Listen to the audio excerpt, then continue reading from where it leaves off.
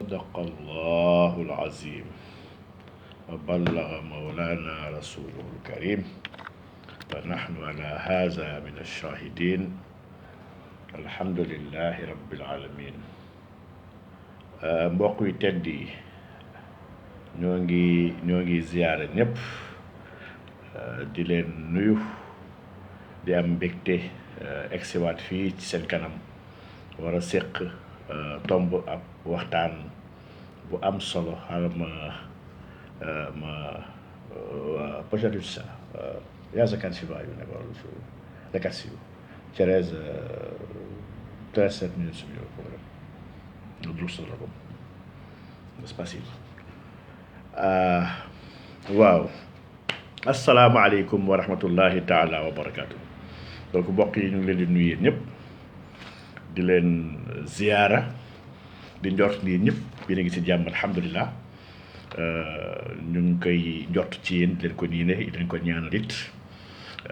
di ñaan yàlla defal ñu tawfiix ak taysiir di nuyu ñëpp et yaa Seyda Fama Barham nee na heure bu baax bi tu as totalement raison Jibril Diop Ahmad al Amin uhibbuka aidan ya Seydi uhibbuka aidan lillah macha allah Kayri Karino donc maa ngi nuyu ñëpp Bokar Diaw ñëpp ñoo fekk si buntu soxna Aïcha maa ngi gis sànq bi wax ne dafa xaw a barteem dafa xaw a plat donc macha allah ñu ngi lay ziar Marifa Yasiril Amin Sadul Abi le grand is Donde ñu ngi lay ndokkeel di la ziar di la yóbbante nuyoo ak ziar ci sang bi donc macha allah Mansour Kama donc ñu ngi leen nuyu ñëpp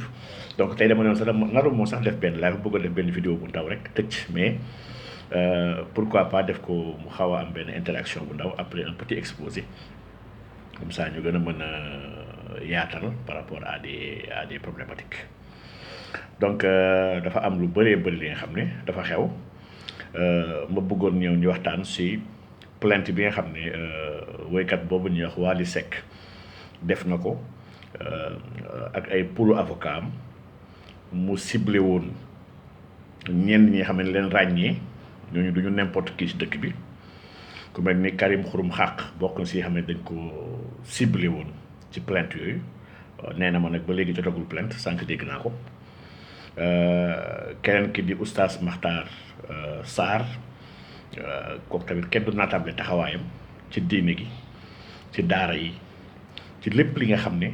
amal na soxal na askan wi am njëriñ pour suñu ay doom ñii ñooy les sentinelles yi nga xam ne ñoo ñuy aaral ndono mag ñi di ñu aaral li nga xam ne mooy li gën a cher si ñun te mooy suñu ngëm-ngëm donc suñu tànnee nag oustaz Makhtar Sarr nga xam ne dafa am taxawaay bu am solo moom ci dëkk bi dañ koy yóbbu ci yoon tànn ku mel ni Abdou Karim Xurum Xaq nga xam ne dañ ko menacé sur le plan international mu làq drapeau góor jigéen ñi ci keroog bés bee ñu taxaw fële ca 23 mai def ñu yóbbu ci ñu interroger li xew kan moo nekk di jëf ak lan la di nekk di jëf man dama bokk si ñu gëm ni Wally benn petit point la benn petit pion la par rapport à ce qui est en train de se passer actuellement Wally amul xam-xam bi amul compréhension bi amul mën-mën bi sax pour mën a nekk ci lii donc Wally nag ab sénégalais la bi nga xam ne bu dëkk ci dëkk bi am fay mbokk ay xarit ak ay soppe nit yi war ko yéene yiw ak jàmm yéene ko yiw ak jàmm boobu moo tax ñu koy wax dëgg te yàlla tax gis naa ñu bëri génn nañ di ko masawu dinañ koy faral mais di fàttali Yonent bi sallallahu alayhi wasallam dafa waxoon ne sa xarit dimbali ko su tooñee ak buñ ko tooñee ñu ko yaa Rasulullah ki nga xam ne dañ koo tooñ de xam ne ñu koy dimbalee mooy ñu koy jàppale waaye bu dee moo tooñ ñu koy dimbalee mu ne mooy ngeen wax ko dëgg donc yéen ñii da ngeen ànd ak Wally di ay soppey Wally ak ay xaritu Wally wax leen Wally dëgg te yàlla rek tax par parloo moo yàq réew mi ndax réew mi ku ñu xas ba bëgg rek lépp loo def lu baax la ku ñu xas ba bañ tamit ak loo mënti defit jàpp leen lu bon la ay nit yu baax du ñu fonctionner noonu donc man nag balaa may tàmbali sax li may leeral man j'affirme haut et fort devant le monde entier Sénégal ak ñu dul waa Sénégal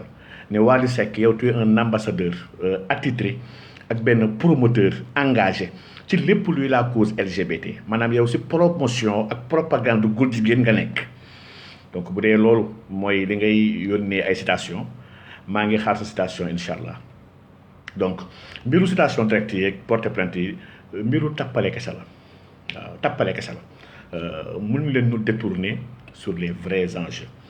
moo war a ànd nag benn reconstitution des faits baa ñu dugg bu baax a baax ci biir li xew xam nga maa ngi wax temps yële soo leen fàttalikoo deuxième cycle EPU bu amoon ci àdduna bi en octobre 2013 Sénégal dafa demoon jotoon fa ay recommandations yooyu mu jotoon am na ci 13 yi nga xam ne c'est des recommandations OSIC lu ñuy woowee OSIC mooy orientation sexuelle et identité de genre 7 yi ci biir 13 yooyu dëkk yi ko joxoon Sénégal benn dëkk bi Belgique la benn dëkk bi Grèce la benn dëkk bi Allemagne la benn dëkk bi Irlande la benn dëkk bi Pays-Bas la benn dëkk bi Suisse la benn dëkk bi Mexique la li may fàttali nii dafa am solo trop ñu fàttali ko ndaxte aujourd'hui man dama jàpp ne ren gii 2021 bi ñu nekk mooy atu góor jigéen la ren bi acte yu gën a fort ak marche bu gën a ngand bu am ci àdduna bi ce sont les lobbies LGBT ñoo nekk di ko porter ci àdduna bi te loolu naa expliquer léegi lu tax loolu. pour revenir nag à ce que je disais foog naa li ñu nekk di def nii instant yi c'est du dilatoire maanaam dañu nekk di ñu divertir te waroon ñu nangu waa li divertir ñu. Nous sommes dans un combat contre la criminalisation de l'homosexualité waxuñu waxu dépénalisation waxuñu dafa am loi bu ñuy waaj dugal pour autoriser homosexualité lii c'est un faux débat bi nga xam ne Macky Sall ak ministre am ak ay nitam ñoo ko bëgg a entretenir ci bopp Sénégalais te loolu ñun duñ ko nangu dépénalisation homosexualité mënul nekk pour la simple et bonne raison que homosexualité c'est pas encore une peine fii au Sénégal fàttaliku leen toujours saa yu waa Sénégal demee fële ca EPU li ñuy wax foofu mooy ñun kat amul vraiment benn loi bu tere góor jigéen la preuve amul benn góor jigéen bu Sénégal jàpp def ko ci biir kaso lii Sénégal saa yu demee daf koy répété parce que effectivement y a pas de loi bu wax dara ci góor jigéen y a nag une loi bu wax acte contre nature muy article 319 bàllem ma dama nekk di def yëfu faaleen yeeg ñangeen di ma caale tàngal waaye gis ça m'empêche d'articuler correctement maa ngi jéggalu donc il y a une loi qu'on appelle l'article 319 alinéa 3 bi xam moo tere acte contre nature sur la place publique lii nag moom sur la place publique article boobu dafa wax ne sans préjudice des peines graves des peines plus graves prévues par les alinéas qui précèdent ou par les articles 320 et 321 du code pénal sera puni d'un emprisonnement d'1 à 5 ans et d'une amende de 100 000 francs à 1 500 000 francs quiconque aura commis un acte impudique ou contre nature avec un individu de son sexe. Gis nga lii xam nga lii moom problème sur la place publique la si l'acte a été commis nag avec un mineur de 21 ans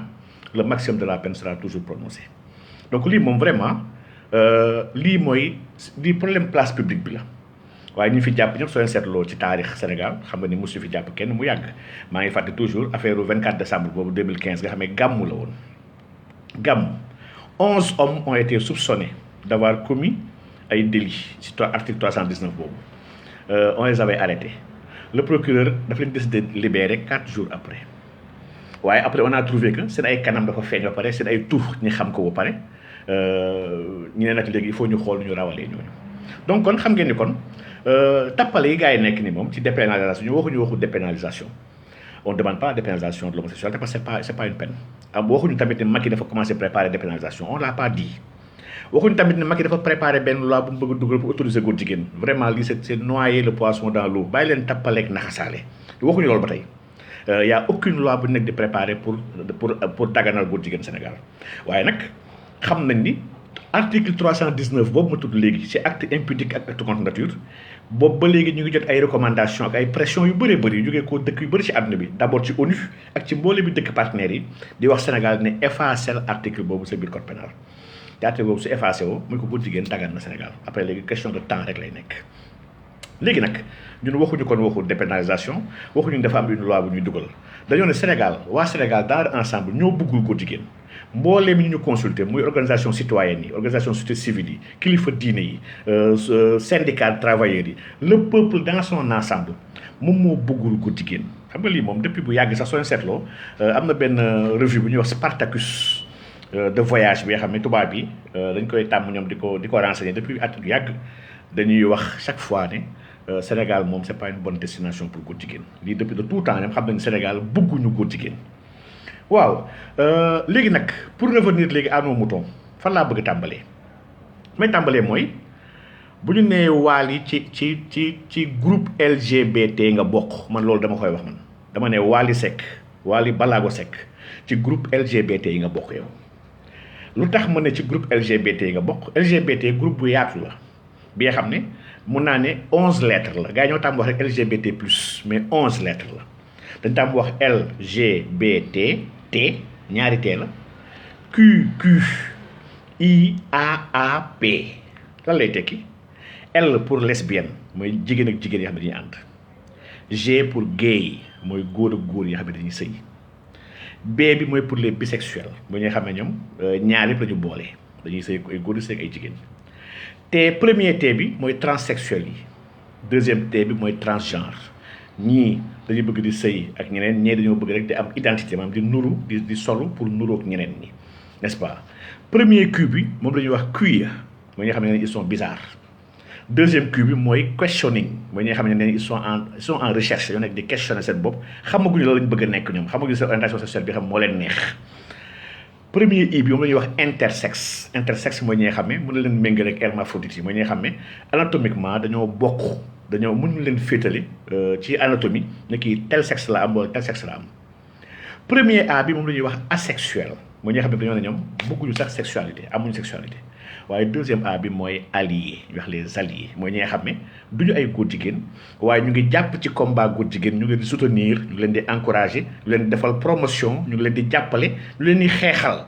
ñi ñëpp si alliés yi la ñu bokk P bi nag mooy pansexuel lu ñuy wax pansexuel mooy ñi nga xam ne ñoom ñi ma tudd nii ñëpp ñoom ñëpp dañoo bëgg da leen bëgg leen tëddeeg ñoom ñëpp bëgg leen tëddeeg góor yi bëgg leen tëddeeg jigéen yi bëgg leen tëddeeg góor jigéen yi bëgg leen tëddeeg ñi nga xam ne bëgguñ tëdd kenn bëgg leen tëddeeg ñi nga xam ne dañuy soppi seen ay melo ñoom ñëpp la ñu boole P bi moom moo leen boole ñëpp donc suñu nee kenn ko ne de dans le lobby LGBT la bokk yow laajte fan la bokk si 11 lettres yi donc man je dis que Wally c'est un allié des góor jigéen lu tax ma wax loolu dinaa ko leeral donc lu tax ma wax loolu Wally dama ko déglu mu def benn waxtaan bi soo xoolee da ngay xam ni dafa am ñu nekk ci ginnaaw ñi nga xam ne ñoo ko génneeloo pour mu wax may fàttali ne ñun au niveau ñiy xeex wàllu góor jigéen ndax ànd sàmm jikko yi tayal tudd ànd sàmm jikko yi kese waaye balaa ma koy tudd mu ngi nekkoon collectif non à l'homosexualité et à la franc-maçonnerie ay kilifa yu mag ñoom Karim Xurum Xaq ñoom Adama Mboup ñoom Ababacar Mboup ba si ay ñoom Jamra ñoom sëñ Mbacke sëñ Bassirou Mbacke Astrem ñoom Oustaz Makhtar Sarr dama ne kilifa yu bëri Sénégal ñoo taxawoon ci collectif boobu ñoom imam Ahmad Dame Ndiaye avec la Ligue des imams et oulémas du Sénégal et cetera et j'en passe wax dëgg yàlla ñoo bëri donc xeex góor jigéen farata la si jaamu yàlla bokk may wax nag ne lu tax mu nekk li nga xam ne dafa kéemtaane ñun tëbbuñu rek ni di xeex ak di wax non tëbbuñu di wax de dañ ko gëstu bu baax xam li ñuy wax lan la waaw maa ngi gis ñi nga Jamra sax mu ngi doon dugg ndeysaan Jamra dañoo am taxawaay bu jéggi dayo ñoom ci lépp luy question de mës moo tax amuñu seen fay lu leen ñaanal daa iman yàlla dëgëral leen sàmm leen ndax on a besoin de sentinelle on a besoin de nit ñi nga xam ne ñoo ñuy xeexal si valeur ndax valeur mooy richesse bu gën a ngand pétrole ak gaz ak diamant donc ñun duñu gis ay couleurs yi tëpp na damm na le show qu'il y avait à la Médina couleurs yooyu c'est pas des couleurs LGBT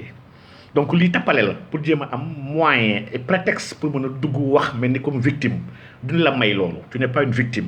waaw maanaam doo dof bi nga xam ne dafa nekk di def nii dans l'air may fàttali les couleurs LGBT yi nga xam ne mooy couleur arc-en-ciel bi nga xam ne moom la LGBT jël officiellement maanaam ñuy woowee les gays ndax am na yeneen couleurs yu bëri ils ont beaucoup de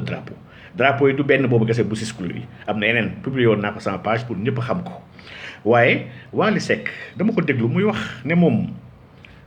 laalul de près ou de loin góor jigéen ñi sëñ Wally da ngay gaaw a fàtte sëñ Waly il y a beaucoup de vidéos de toi yi nga xam ne ay góor jigéen nga taxawal ci scène ñu lay battre xaalis du koy jël sëñ Waly kon peut-être tu as une courte mémoire dama lay fàttali kese nee nga tu n'as aucun lien de près ou de loin ak góor jigéen yi sëñ Waly yow sa accoutrement sax dafay junj gars yi góor jigéen yi sëñ Waly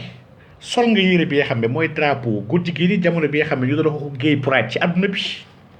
sa drapeau boobu ñu man dama si defoon fii waxtaan fële ca mosquée inachevée ci Yoff man da attaqué woon attaqué le publiquement pourtant porté woon plainte jamono bi yaa ngi daw dem porté plainte imam sax imam point imam Kanté sëñ Waly li nga sol noonu yëfu góor jigéen yi la preuve ba nga ko solee le mouvement LGBTI Sénégal dafa bind di la bëggee ne ku nekk ak ni muy manifester gay pride bi yow tu l'as manifester à ta manière forcé nga ko gars yi waaye ba tey ñu la siy bëggee lii mouvement LGBTI Sénégal ñoo ko bind seen Twitter yemul si ñoom stop homophobia bi nekk fële ci Europe dañoo bind bataaxal ñoom di la remercier ak la jaajëfal waaw Waly yow bu dee da ngay teggi tuuma ak bëggoo ñu tudd la si waaw lu tax boobu defoo porté plainte contre pour diffamation ndax on t'a associé dans une communauté bi nga xam ne bu dee yow nee nga bokkoo ci la moo tax porté plainte stop homophobia la moo tax génnoon def déclaration contre mouvement LGBT Sénégal ne bu leen ma tuddati seen affaire yooyu bokkuma ci tu avais fait le mort waxoo tinoo génnoo waaw léegi yow kon bu gars yi génnee di wax te yow ñoom Oustaz Matar dañoo baax waxuñu góor jigéen nga dafa leen tu fais la promotion góor jigéen c'est la vérité yaa ngi koy def ndax bu dee yaa ngi sol seen ay yére di jël ay yére yoo xam ne déguisement yooyu maanaam transparent collé yëpp góor jigéen yi ñoo koy sol dëkk tubaab bi xam boo demee dëkk tubaab yi góor jigéen dafa leen xàmmee dafa am nu ñuy solo dafa am nu ñuy waxee et cetera mais yow tu fais la promotion et chaque fois yaa ngi génn di choquer sénégalais yi Waly yor nga fi sàkk bëgg fi lancer mode bi nga xam mais loolu du mbiru góor pourtant kenn attaqué wala kenn porté la plainte dafa amoon sax ñu génn dox ay njekk pour gars yi jéggal la boobu ba léegi nous avons été très indulgents ak yow et toujours tu reviens di defaat même chose defaat yu gën a grave encore Waly yow kese doo fi wéykat Sénégal Waly fii ay woykatu mbalax ngi fi ay rappeur a ngi fi ay woykatu folk ngi fi ay woykatu reggae ngi fi pourtant ñoom ñëpp kenn tudd leen ci promotion mbiru góor jigéen kenn tudd leen ci pourquoi yow Waly tu es le seul ne me dis pas que gars yi ñoom acharnement ci yow ndax da ngaa garaaw bi nga xam ne kenn amu ko fi man de amoon na fi garaaw ndax mbalax dafa aram képp koy defit yaa ngi ci lu aram donc vraiment pour man defoo fi musique bu extraordinaire ba tax ñu war a acharné wu ci yow sincèrement sa papa acharné ñoon ci moom sa papa te xam naa ne daa ko yi mais il faisait pas la promotion ni ci solinam ni ci seen ay couleur ni ci waxinam donc il faut tamit nga sérieux bàyyi tappale bi man j'attendais de toi ba la stop homophobia bindee di la féliciter pour le courage que tu as parce que tweet bu grave la dañ la féliciter malgré que gars yi ñu ngi fitnaal góor jigéen ñi yow tu as pris ton courage à deux mains imposé ko waa Sénégal à l'occasion du match Sénégal-Ouganda donc ñu ngi lay féliciter ci njàmbaar gi nga am mais Waly boobu nga doon génn yow def déclaration te boobu génnoo donc LGBT Sénégal tamit félicité la ba tey génnoo donc ñun dañoo gis ne dafa am li nga xam ne foog ma fàttali leen ko lii parce que agenda góor jigéen bi du Waly Seck du ci dara man mereew ma la te jàppee ma dama jàpp ni victime nga yow Waly ma bëgg la nag ñëw dimbali la jàpp ni ñëpp dañoo war a àndandoo dimbali la génne la ci lii ndax xam naa ne xaalis kese moo ci dugal donc xam naa ni du principe ci yow xam naa ni du kenn yareew la ko maa ngi dégg gis benn collectif bi xam ne ñu ngi génn ndeysaan la défendre ñun kat suñu famille lii xamuñu ko nangam ak nangam déjà ba ñuy waxee ci waxu saak boobu ak lépp da ngaa génn wax ju ñaaw ji nga xam ne wax boobu pourtant waroon na dal sa kaw ndax wax ju ñaaw la ay ka ku xalaat ni góor jigéen te yow ak sa papa leen waxoon loolu nañ ñu andil seen ay sœur wala andil leen seen ay doom wax bi c'est pas respectueux et les gens t'avaient pas dit que góor jigéen nga mais tu étais en train de promouvoir yëfi góor jigéen donc il faut benn instant tamit ñu sérieux daal maanaam promotion bi ngay def li tax may wax loolu dafa am waxtaan bi xam ne Macky Sall daf ko wax le président Macky Sall chaque fois mu ne le mal c'est pas Waly ni les autres ñëpp c'est des épiphénomènes maanaam c'est des épiphénomènes le grand phénomène c'est au niveau supérieur ci kaw a kaw donc ñan ñoo nekk di doxal ak di taxawu góor jigéen leen dimbali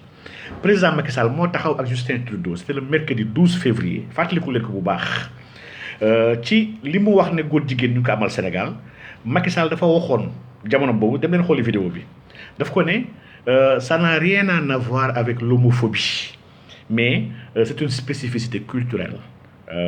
moo tax ñun instant yi parewuñu pour def fi góor jigéen lii moo nekkoon waxu Macky Sall une spécificité culturelle la donc kon moom problème bi c'est un problème de culture lii nag l'Occident daf ko yàgg wax neen Sénégal culturellement problème de culture la il faut ñu infiltrer ko par la culture moo tax aujourd'hui agenda góor jigéen bu am Sénégal yëpp UNESCO bokk na si nga xam ne ñoo koy gën a toxal UNESCO xam ngeen c'est l'organisation mondiale xaw ma lan pour la science la culture et l'information jàpp leen baax baat boobu ONU moom liggéey muy liggéey ci góor jigéen kay waranteetu ko xam ngeen ni at bii su ma leen waxee ne at bii mooy atu góor jigéen yi doon ko weddi gis ngeen góor jigéen yi doxal nu ñu doxalee pour même dans le cadre du football kese gis ngeen nu góor jigéen yi génnee góor jigéen yi impose nañu seen ay couleurs ci biir UEFA imposé seen ay couleurs ci biir Ligue 1 ci même ci biir compétition yi sax seen ay couleurs arc-en-ciel lañ def léegi si numéro yi gis ngeen ko bay passé ak les joueurs sénégalais yi xam ne dañoo tappale woon sax andi biir bi métti bañ a football gis ngeen drapeau brassard capitaine yi nuñ ko obligé couleur arc-en-ciel pour dooleelee ko góor jigéen yi gis ngeen début d'année ba Biden yéegee au pouvoir li mu njëkk wax ci kaas ne ñëpp ñi nga xam ne dañu nar a contre góor jigéen les États-Unis pare nañu instant peut-être ay sanctions di Biden moo ko wax n'est-ce pas donc nga xam ne kon FIFA coupe du monde bii di ñëw dëkku naar yi on a imposé drapeau corner yeeg brassard yëpp mbiru góor jigéen la man xam naa ne ils vont venir ba ci CAF ndax mbiru góor jigéen ko bëggee imposer tout le monde gis ngeen ci coupe d'Europe bi avec le scandale avec la Hongrie gis nga ñu dëkk yëpp demee porter ko plainte au niveau de la Commission européenne il y a eu beaucoup de plaintes des pays xam ne on a rappelé la Hongrie mu dellu soit dans les rangs donc aujourd'hui dafa am benn offensive homosexuelle dans le monde entier et la culture nag mooy instrument bi xam lañu jàpp ne moo gën a gaaw pour doxal mbir yi fii Sénégal fàttaliku leen semaine bii passée amoon na benn publication bu ñu defoon bi nga xam ne y avait un fonds de presque 3 milliards de francs CFA 2 milliards et quelques yoo xam ne ñoom ñi promouvoir biir góor jigéen ñi waxoon nañ ni fonds la bi dañ ko teg pour gën a promouvoir ak banaliser mbiru góor jigéen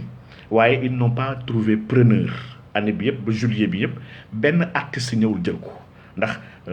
dëggal ak jëmmal góor jigéen Sénégal yombul artistes yi dofuñu duñ ko def donc nga xam ni kon la culture que lu ñu fas yéene gën a investir moo xam ay théâtre la moo xam ay sketch la moo xam ay association lañu moo xam ay woykat lañu moo xam ay danseurs lañu ils vont toujours essayer de voir comment promouvoir seen ay mbir ndax mbir di nag au fond suñ ko xoolee ba xool du dara lu may symbole kese la donc kon Wally sincèrement man dama jàpp ni tu fais du dilatoire da ngay tappale nii rek wax dëgg yàlla waaye yow xam nga ni de toi à yow xam nga dégg naa nag ñooñu ne waa seen famille Wally xamuñu loolu Wally seen famille Serigne Mbaye bu dee fii Mariste ñan ñoo demoon jëli ji ko ñan ñoo demoon son corps au Mariste du say mbokk lu dul Njaay Mbeng ak sa frère donc vraiment mbiru góor jigéen moom du ma dugg ci ay détails famille di jéem a xaste parce que loolu baaxul yàlla ñun sant ñu loolu muy benn ñaar yàlla tamit santuñu ñuy àtte kenn naan kii góor jigéen te fekk gisuñu ko amul ci preuve en tout cas ñun ensemble jikko yi ñun ñii ay kilifa lañu duñ ko def ndax tuumaal doomu aadama du yoon yàlla daf ko bañ yoon daf ko bañ yow nag ñun kenn tuumal la góor jigéen imam Kanté bi nga yóbboon yoon tuumal loon góor jigéen oustaz Matar Sarr tuumal la góor jigéen ñoom ñëpp lu ñuy wax même chose la mooy que Wally tu fais la promotion des homosexuels à travers ton habillement à travers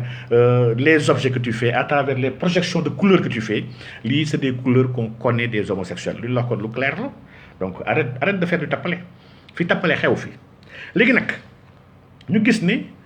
par cette tentative là de faire de porter plainte il y a eu une inversion des rôles qui a été voulue dañoo bëgg instant yi donc ensemble ji koy moom le débat mooy dañuy xeex góor jigéen dañoo bëgg une loi pour criminaliser góor jigéen aujourd'hui dañoo bëgg inverse tendance bi pour mettre ñu au delà léegi ñu nekk ñi nga xam ne ñooy ñuy xeex di imposer pour ñu nekk dans la défensive pour protéger wu loolu duñu la ko may duñu ko nangu on peut pas nous divertir pour ñu mujj nekk nekk dans la défense yi jéem a xool waaye li ñuy dem yoon on va se défendre non yoon bi lii benn parenthèse bu ndaw bi xam ne yow xam nga ni mënoo fa am ndam te warlu yem ci Matar Sarr maa ngi xaar man sans plainte ndax Matar ku ko laal nga ñun nii Matar Sarr gor la Matar Sarr moo la ëpp njëriñ ci dëkk bi Matar Sarr jàngalekatu alxuraan la dafay former ay xale pour ñu mokkal alxuraan Oustaz Matar Sarr lépp luy daara saa yu daara toxoñee bëtam mu jug sol dàllam jug di ko xeex Oustaz Matar Sarr chaque jour mu ngi ci laayante biir ci émission di dimbali doomu aadama yi ngir yéwanal seen diine defar seen iman defar seen islam yokk seen ihsan. Donc Matar Sarr ci ndam yi gën a mag ci dëkk bii la bokk. Kii c'est un pilier, kii c'est une icône, kii c'est un kii dañ ko waroon di ko li ñuy wax fans club moom mooy yeeyoo dëgg fans club. ute naa ak yow Wally amoo njëriñ ci dëkk bi, tu pervertis la jeunesse. Wally yow si artistes yi nga xam ne ñu ñooy les médiocres de la cité si nga bokk. Ndax un artiste c'est quelqu'un bi nga xam ne c'est une voix autorisée, c'est quelqu'un bi nga xam ne qui doit être un connaisseur, il doit être éveillé, dafa war a am xam-xam, dafay participer dans l'éducation populaire, il participe dans l'éveil de conscience, dafay participer ci exporter sa culture maanaam lan mooy culture am. Suñu culture ñun nag yi ngay def nii bokkul suñu culture ñun suñu culture bu seey la, bu tell la, bu teey la, culture bu dal la, culture bu jub la, culture bi nga xam ne dafa am pudeur, dafa ànd ak mbaax. Wally yow li ngay promouvoir même sa ay scène ay góor jigéen ñoo lay fekk si, ay góor jigéen ñoo lay béggee. Man sa défense sax sur les réseaux sociaux ay góor jigéen yow ñoo lay défendre. Góor jigéen yi ma xam yëpp Sénégal yu daw nekk bitim réew ñu ngi def ay vidéo di saaga képp ki nga xam ne mu ngi lay wax dëgg. Ndax yow góor jigéen yi kon ñoo ko seq yow ñun nag góor jigéen ñi leen gëstu baax xam nañ leen.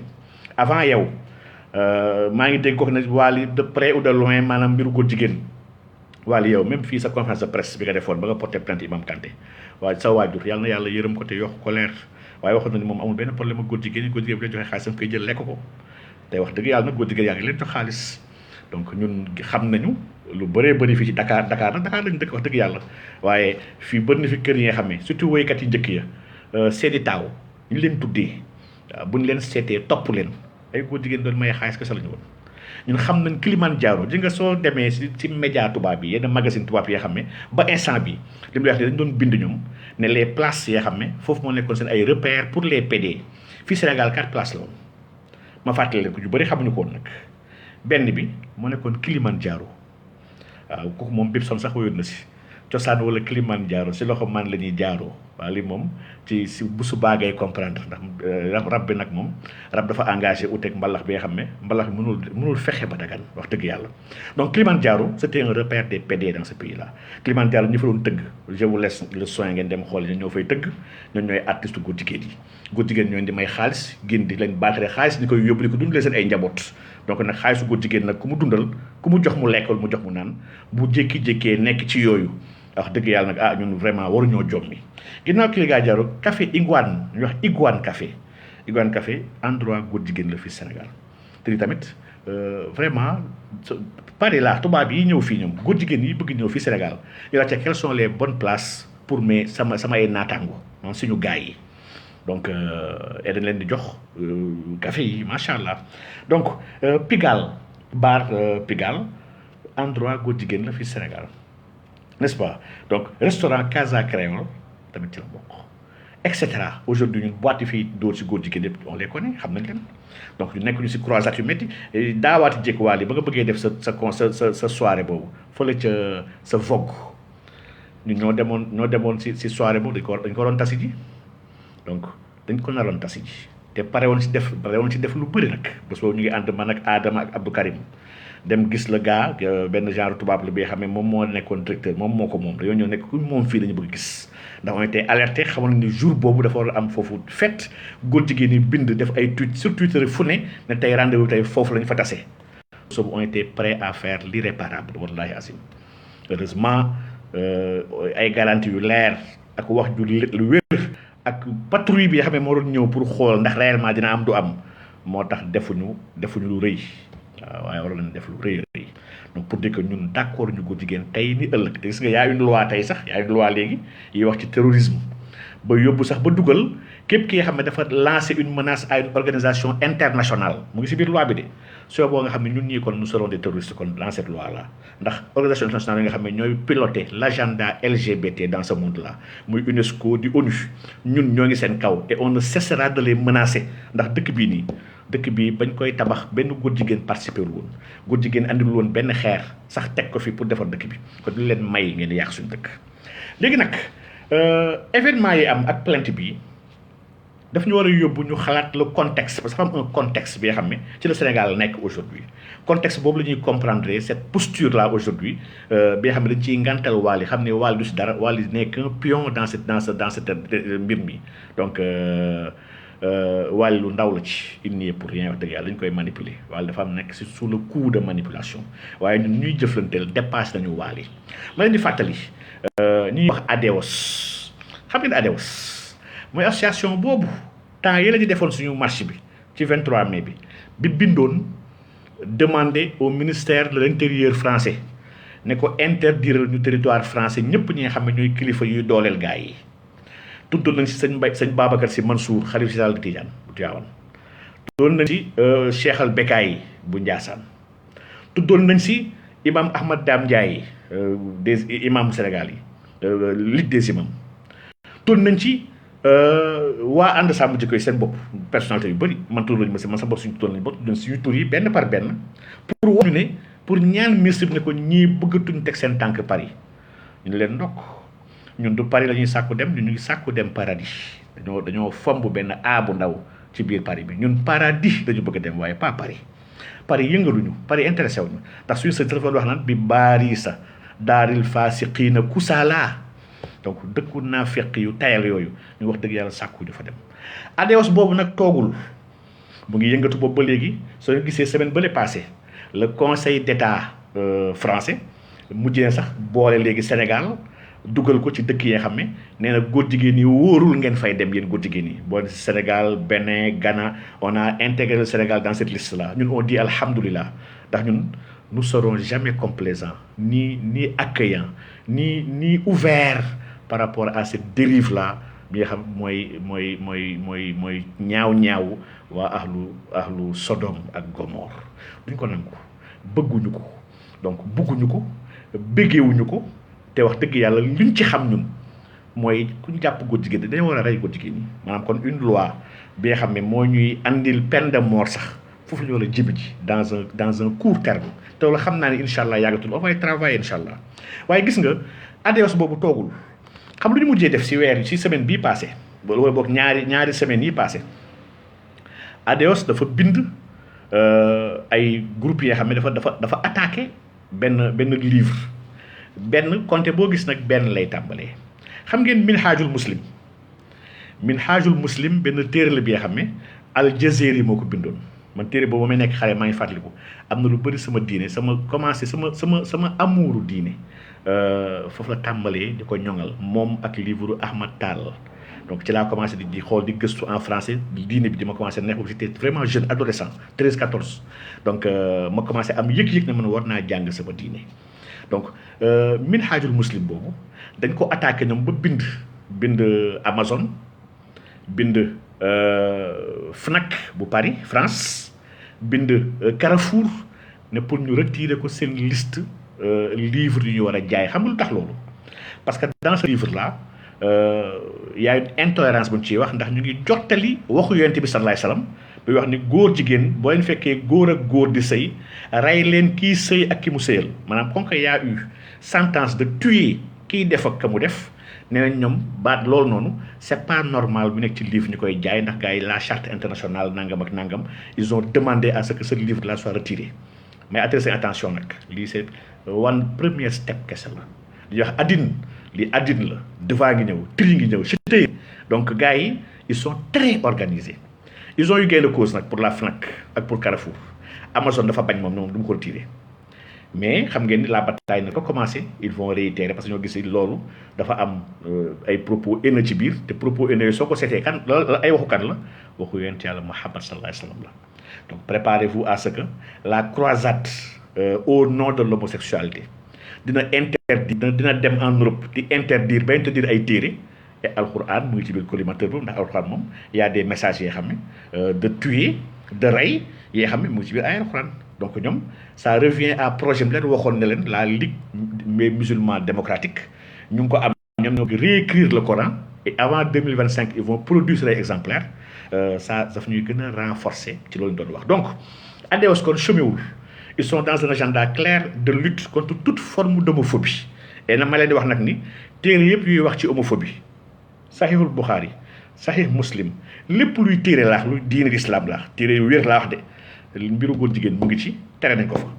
te wax nañ la mooy sentence mooy ñu rey leen. Donc préparez-vous à ce que ñii kon seen xeex nañuy yëg vitesse supérieure ndax ndam yi benn par benn ndam mooy andi beneen ndam beneen ndam mooy andi beneen ndam loolu il faut tam ñu bàyyi ko xel bu baax a baax bu ñu ko bàyyi xel rek wax dëgg yàlla mbir yëpp kon dina leer donc kon ADEOS boobu kon ñoom ba tey ils sont en activité te actuellement ñoo gis Sénégal seen priorité la ak li fi xew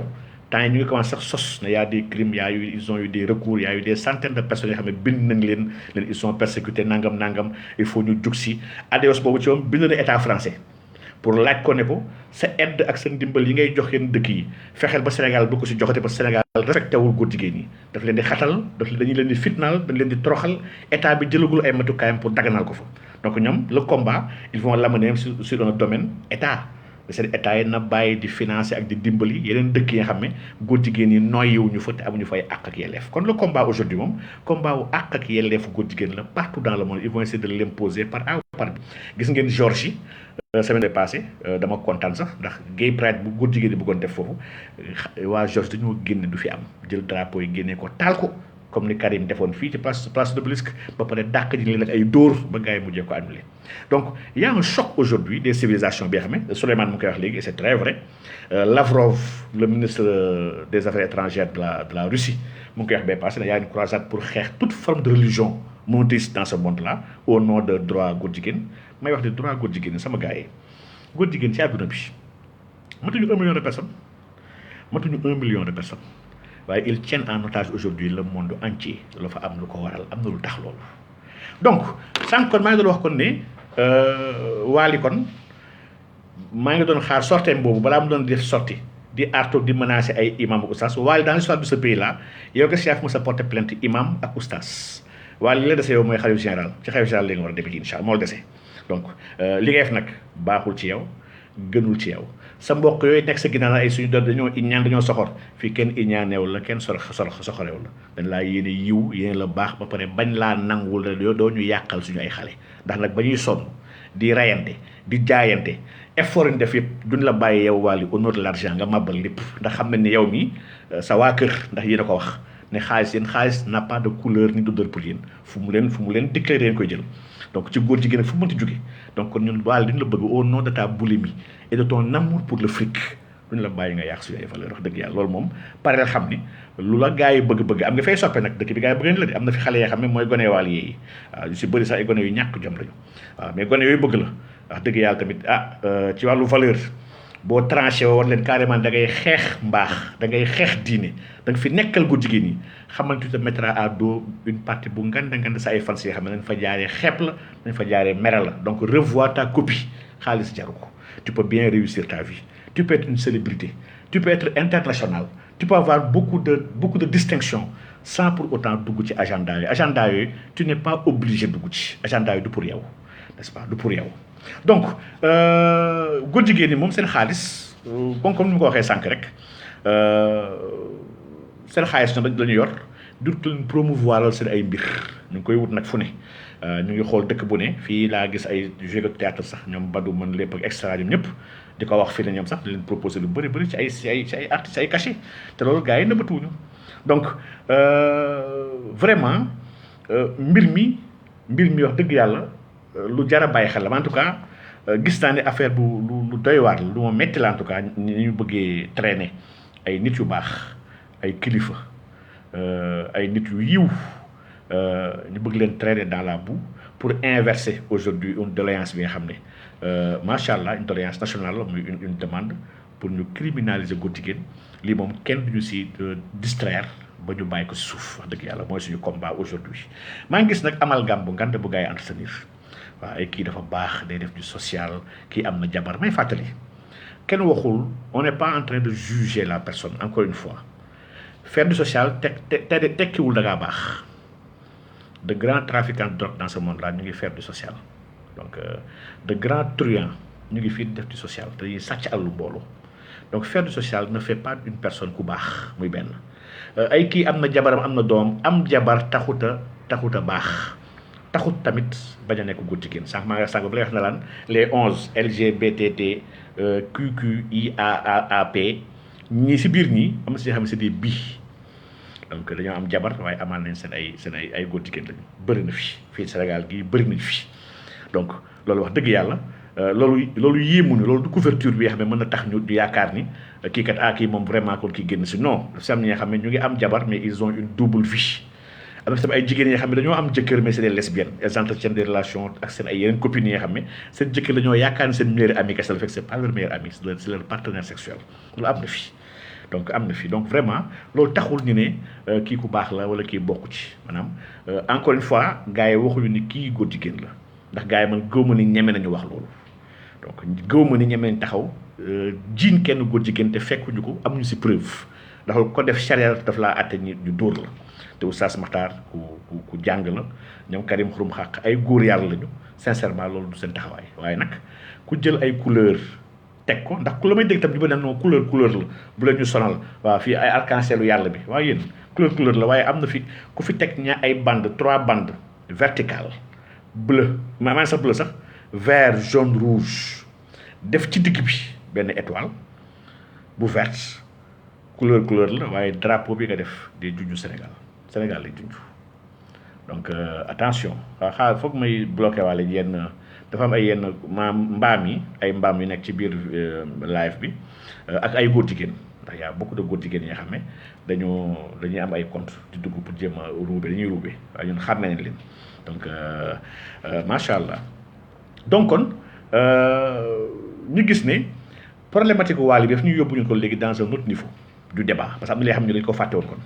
ndax nit ñu doon xeex boobu ba léegi contre pour la criminalisation de l'homosexualité texte bi moom bind nañ ko pare bind nañ la loi pare dans cette loi là dañoo bind ñun pour ñu teg ay daan lépp li nga xam ne mooy LGBTQ maanaam yi ma tudd sànq yooyu yëpp dañoo bëgg ñun ñu teg ci daan plus la nu tax sax la zoophilie n'est-ce pas la nécrophilie maanaam ñi nga xam te ne ñuy bëgg di sëy maanaam tout ñëpp ñuy sëy ak ay mala ñuy sëy ak ñu dee ñi ñeneen ñooñu ñëpp dañoo bëgg ñu boole leen teg leen ay daan waaye ñun suñu xalaat foofu la yemoon kaaw Wally bi instant yi ubbi na léegi benn brèche bi xam ne on l'avait oublié muy lan muy la promotion de l'homosexualité en promotion bi mooy ki nga xam ne deful acte yi c'est vrai defu ko on peut pas dire que góor jigéen la waaye il est en train de promouvoir par l'image par le son ou par la parole il fait la promotion de l'homosexualité ñun on avait oublié ça te lañ ko war a bàyyi xel man jàpp naa ne instant yi sax dañu war a commencer liggéey instant bi pour intégrer ko ci loolu ñu doon xeex te il faut encore fi ñu demoon yëpp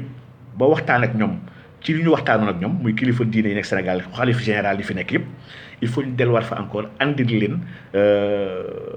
additif boobu vraiment lu am solo la maa ngi xool États-Unis pourtant dëkk la bi nga xam ne góor jigéen dëkk Obama ambassadeur góor jigéen la woon mooy ambassadeur góor jigéen yi dox na bu baax a baax ci loolu donc pourtant foofu am na benn loi ñu wax no promo homo law donc une loi bi nga xam ne pour la non promotion de l'homosexualité en milieu scolaire ak extra donc lii dans l'Alabama dans le Texas dans beaucoup de pays gars yi dañoo bañ ko koy promouvoir soo xoolee fan yii passé coow li am fële ca Hongrie le président li mu wax moom ñoom bañ ñu góor jigéen de maa ngi gis ñu bëri di ko félicité di kontaan man kontaan ma si ñoom ndax ñoom bañ ñu góor jigéen waaye xale yi ñi nga xam ne ils sont mineurs lañ jàpp ne waruñu promouvoir góor jigéen ci ñoom il n'a pas tort tam seen aada la ñoom mais kon ñun kon le problème de la promotion de l'homosexualité fii au Sénégal en tout cas par l'image par le son par des appels tacites wala express waroon tam ñu war nañ ko bàyyi xel kon prévoir la ko tam ci lii ñu bëgg a xeex ci wàllu góor jigéen donc Wally moo ñu dimbali kon ci aspect boobu nga xam ne on l'avait oublié ñu ngi ko ci jaajëfal di ko si ñaanal yàlla ñun nag lu ñu bëgg ci moom man dama jàpp ne man ñaanuma ko du ma ko ñaan ay na bàyyi oustaz ak non non oustaz bi nga dugg ki si fot si pic yow yaa siy gaañu ñi la ko digal nag duñu sa ay mboq te bëgg la ñu la yiw ñu ngi lay liggéeyal lu ñaaw a ñaaw li nga xam ne wax dëgg yàlla après ngay comprendre soo demee ba jëm mag di nga comprendre ndax fii xam nañ fi des anciens góor jigéen yi nga xam ne des repentis ils sont là au Sénégal am si ñoo xam ne ci nga toll nii tolloon nañ ci ngir xaalis dañoo mujjee dellu ginnaaw ñii dañoo mujjee bàyyi te yàqal leen lu bëri seen àdduna donc ñun loolu lañ la yéenewul ndax jàpp nañ ni même bu dee dégluwuñu la même bu dee béggewuñu sa système bi sa style musical ndax ñun moom dégluwuñu mbalax neexuñu waaye jàpp nañ ni am na ñu bëri ñi nga xam ne ñu ngi lay béggee te war nga mën a dem fu sori te war nga mën def lu rëy avec ton art ndax dama jàpp ne jamono fi mu toll yàqu-yàqu yi am si jamono bi aujourd'hui ñi xale yi di gën a mën a dimbali xale yi teg leen ci yoon defar leen pour man à mon humble avis jamono bi ce n'est plus oustaz yi ndax fii xale yu bëri dégluwutuñu oustaz yi la prêche dafay mettre seen nopp bu ñu jàppee télé sax gis ne ay waar dañuy zappé gars yi bëggatuñu ku leen waar dafa mel ni ñëpp a waaru instant yi ba pare donc aujourd'hui acteurs yi gën a am solo yi gën a mën a am impact bu ma fàttali ni on a une population très jeune 66% de la population sénégalaise ont moins de 25 ans am ay xale yu ndaw la yoo xam ne ils sont pas expérimentés amuñu expérience amuñu xam-xam gu bëri te ñu ngi à la porte de la vie nekk si benn instant bi nga xam ne nag benn moment de crise la par rapport à cette jeunesse crise bi nga xam ne bu ñuy woowee puberté crise boobu nag dina def loo nit ki lu ne dina ko faible loo dina ko nooyloo dina ko bu max ci lu ne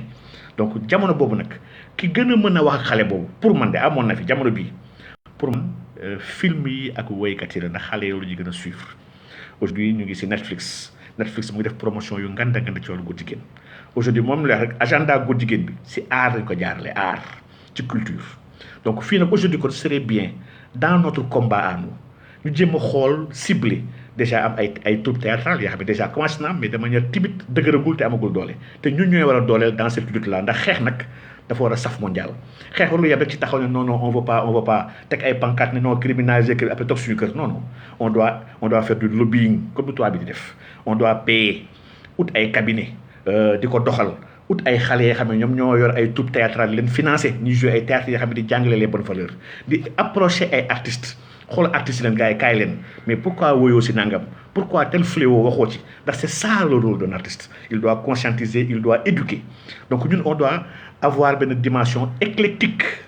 benn dimension je veux dire on doit agréger les styles les moyens les outils et les mécanismes de combat parce que un combat mun ñu ko utiliser si benn outil kese soo baa du am impact dëgg bu mu war a am donc aujourd'hui kon ces artistes là maa ngi si gis kenn léegi desaan sës rek moom mu ngi ci hip hop waaw man damay yëngu bu baax nag ci wàllu googu ndax ma tamit man bàyyiwuma benn aspect bi ñu mën a dimbalee xale yi ndax on a nos enfants on a nos jeunes frères ñun tolloon nañu ci ñoom fi ci toll aujourd'hui hip hop du kese mbiru son du son kese démb ñu ngi koy waxtaan maag sës donc hip hop am na benn dimension bi nga xam ne musique la c'est vrai mais am na benn dimension bi nga xam ne conscience citoyenne la benn dimension bi nga xam ne yar la n'est-ce pas et hip hop utiliser wul kese son bi pour wax ak gars yi DJing bi boy bi boss lépp la utiliser wax dëgg yàlla donc il nous faut avoir des artistes engagés des artistes sérieux des artistes instruits yu xam fii nag Sénégal malheureusement suñu bëri si artistes yi ils sont omnibulés que par la création de richesse xaalis la ñuy wut ñoom aar bi nekk sax xamuñu ko fi nga gis rappeur bi nga xam ne soo ko doon léegi la mooy hip hop la mooy différence entre hip hop ak H majuscule ak H minuscule mun la ko tontu la mooy différence entre hip hop bi nga xam ne dañu koy collé ak hip hop bu ñuy def benn trait d'union seen diggante mun la wax lii lay tekki ndax jëga la culture d'une chose xam dara dafa am solo balaa nga ciy nekk donc aujourd'hui kon dans notre combat man gëm naa ni l'art ak la culture ndax moom la at bëgg jëfandikoo dañoo bëgg envahir le sport dañoo bëgg envahir la culture le cinéma le R&B lii la tubaab bi fas yéene ba jëfandikoo pour construire la société universelle ndax ñoom dañoo bëgg nier toute autre identité bëgg nier toutes les cultures lépp luy tradition da nga gis ne gars yi nanguwuñu ko dañoo jàpp ñoom déjà ni am na benn genre modèle civilisationnel universel te loolu du mondialisation waaye c'est une occidentalisation tubaab bi dañoo jàpp ñoom li ñu jàpp ni moo baax loolu la ñëpp war a jàpp dafa baax loolu ci kaawu Hongrie bi passé nga koy sentir dëkk yëpp ils étaient choqués ils étaient outrés te c'est pas normal ñuy tere couleur góor jigéen yi di maanaam projet mineurs yi c'est pas normal. L'Union européenne s'est prononcée tous les autres pays se sont prononcés nga xam ni kon ñii dañoo jàpp ni seen gis-gis ñoom kese la ñëpp war a doxal kon nous sommes vraiment en danger sur les pays yoo xam ne qui sont faibles et qui n'ont pas beaucoup d'argent donc aujourd'hui kon fi ñu toll waaw foofu maître gi fi yow maître Profima maa ngi gis ñoom maître Profima maa ngi gis imam Jamaluddin waaw macha allah ñii ñoom ñii ay sentinelle lañu ñii ay defarkat lañu ñuy defar dëkk bi lañu donc pour dire que man jàpp naa ne kon combat bi war nañu ko gën a mën a ko xoolaat parce que combat bi aujourd'hui ci wàllu góor jigéen am na ñu bëri sax ñu ko bëgg jël sa def ko affaire diine mais damay gis gars yi ba taxaw ne la non c'est que affaire oustaz non je dis non du affaire oustaz yi dans le collectif sax ànd sàmm jikko yi du ay association oustaz que c'est fa nekk y a des associations yoo xam ne ay rappeurs lañu c'est des jeunes mais qui sont conscients xam ne dañoo am rôle bu ñu war a jouer ci biir dëkk bi ndax ñun kat di nga ñun ñii nekk fii di waxtaan nañu waxante dëgg rek ñun mucc nañ de ñun ñëpp yàlla defal la ñu tawfeex ay mag la ñu léegi wax dëgg yàlla am na yenn tentation yoo xam ne sincèrement weesu nañ ko waaye xale yi yu ndaw yi nga xam ne ñu ngi suivre le hip hop américain ñu ngi si Netflix seen ay film ñu leen di commencer préparer émotionnellement ak psychologiquement leen di préparer ci bi ñuy am benn ñuy fan ay nit ni ki soo xasee ba fan nit kooku impliqué la wala influencé la wala tiré la sincèrement dafay yomb ce sera très facile donc dañ bàyyi xel bu baax a baax que nos enfants non sincèrement ils ne sont pas à l'abri donc waaw maître fa mu dugal la ndax maître borom jàngat bu am solo la wax dëgg yàlla donc maître Profima yi nii yëpp live bi daam ngeen ko xam daam ngeen ko dégg muy nit ki xam ne nit ku am yeewu ci àdduna nit ku xam àdduna muy dox après nit ku amal njëriñ Sénégal li ma métti rek mooy des fois dafay wax ne dafa retraité ci ne moom activiste retraité la bëggatul activé wu dafa xeexatul loolu nag nangulu ma ko man d'accord ma ko ndax dama jàpp ne dañoo am ñëpp responsabilité masuuliye boobu yàlla fi ñu koy laaj yomal xiyam donc macha allah mais xam ba dugal ko comme ça mu andi participation ndax borom xel bu sell la te wax dëgg yàlla macha allah di ziar nag Ousmane nag yow ni mu la nammee dafa ëpp Ousmane ba ziar naa la bu baax kii moom wàllu yàlla buy làqatu la waaw bu gaa yi réeri donc namm naa la lu bëri nag wax dëgg yàlla fan yii moom jafe naa jot lool man sax j'en suis conscient dëgg yàlla donc mais xam naa ne léegi mu jeex yàggatul incha allah alhamdulillah maître dafa mel nii waaw non Wally kay il peut pas être dans la récidive ba pare di jouer à la victime mënul nekk mën naa comprendre que faqasalu benn yoon dañu laa war a jéggal nag wax dëgg yàlla xam ne nag kii tayu ko mais Wally Seck li muy def du faqasalu lii c'est kii dañ koy instrumentaliser di ko defloo muy def après wëlbatiku mel ni ku xamul li muy def loolu mu ñu ko baal c'est pas son rôle il n'a pas le droit. Ah voilà assalaamu aleykum wa rahmatullahi taala wa barakatuhu allo man dafa mel ni dégguma bu baax de